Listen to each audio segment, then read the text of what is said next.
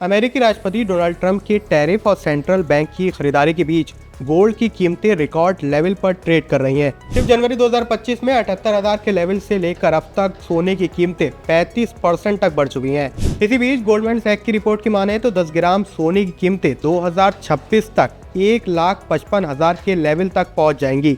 इसके पीछे US Fed rate cut और डॉलर डेप्रिसिएशन जैसे फैक्टर बेहद अहम है। दिग्गज इन्वेस्टमेंट बैंकिंग कंपनी का मानना है कि अगर प्राइवेट सेक्टर यूएस की ट्रेजरी में से अगर 1% से भी अपना इन्वेस्टमेंट हटाकर सोने की तरफ इन्वेस्ट करता है तो ये टारगेट नजर आ सकता है।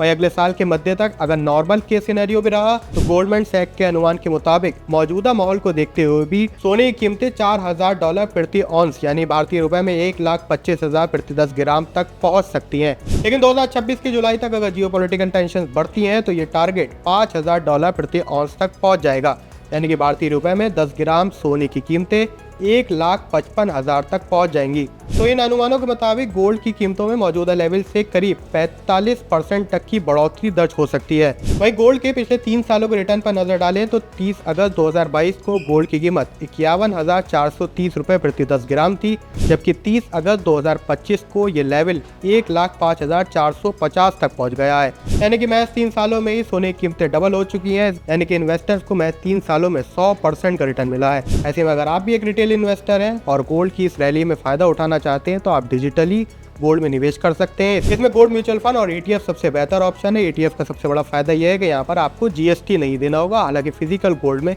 आपको GST देना पड़ता है। तो क्या आप भी इस रैली में गोल्ड में निवेश कर फायदा उठाने वाले हैं? हमें कमेंट सेक्शन में जरूर लिखें।